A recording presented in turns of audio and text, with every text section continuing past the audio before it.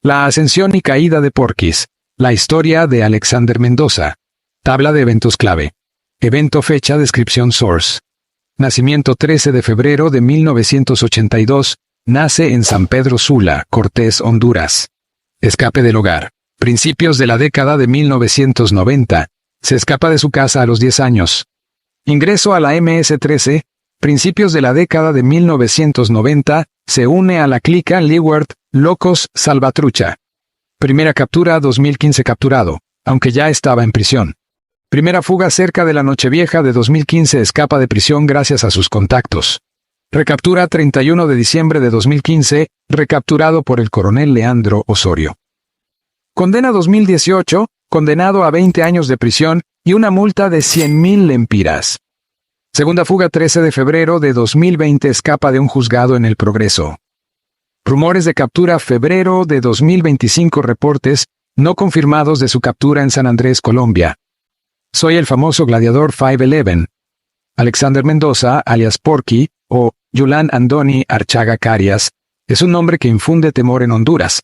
Este hombre, que alguna vez recorrió las calles de San Pedro Sula, ascendió hasta la cima de la Mara Salvatrucha, MS-13, convirtiéndose en un personaje central en el narcotráfico y la violencia que plagan al país.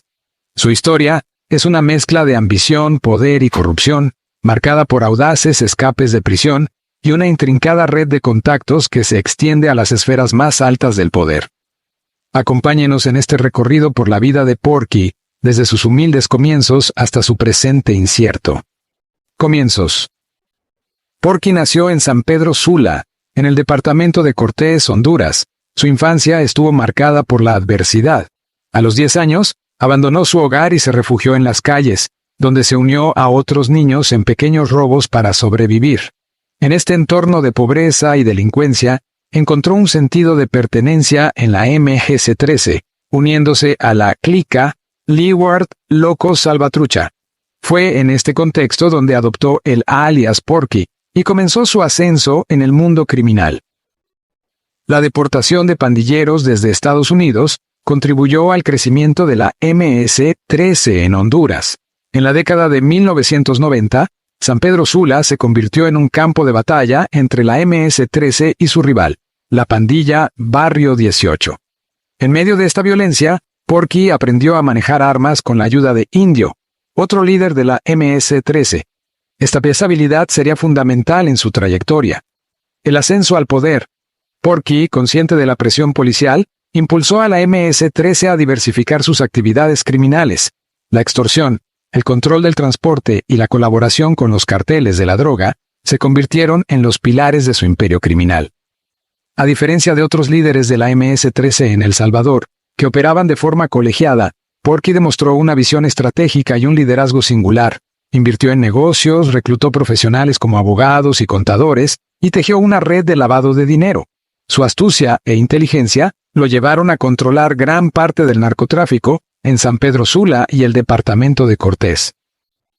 Bajo su mando, la MS-13 se transformó en una poderosa organización criminal con un amplio control territorial. No solo dominaban barrios, sino que también establecieron vínculos con políticos y funcionarios corruptos, lo que les permitió operar con impunidad. Porky, además, no dudaba en ordenar el asesinato de rivales y de miembros de la MS-13 que consideraba desleales. Ya en 2004, Porky proporcionaba seguridad a los cargamentos de droga de los carteles de los Cachiros y los Valle Valle, trabajando junto a sicarios, soldados y policías. Su ascenso en el mundo del narcotráfico era imparable. La caída.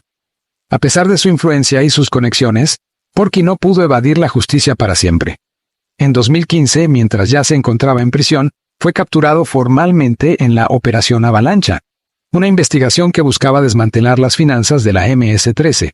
Sin embargo, gracias a sus contactos logró fugarse cerca de la Nochevieja de ese año. Su libertad fue efímera, ya que el coronel Leandro Osorio lo recapturó. En 2018, Porky fue condenado a 20 años de prisión y al pago de una multa de 100,000 lempiras. Pero su historia no terminó ahí. En febrero de 2020, protagonizó una fuga digna de una película de acción. Un comando armado, vestido con uniformes policiales, irrumpió en el juzgado de El Progreso, donde Porky asistía a una audiencia, y lo liberó en medio de un tiroteo que dejó un saldo de 4 policías muertos. Esta fuga no solo evidenció su poder, sino también la corrupción dentro de las fuerzas de seguridad hondureñas. La búsqueda implacable. Tras su escape en 2020, las autoridades hondureñas, con el apoyo de agencias internacionales, iniciaron una intensa búsqueda para recapturar a Porky.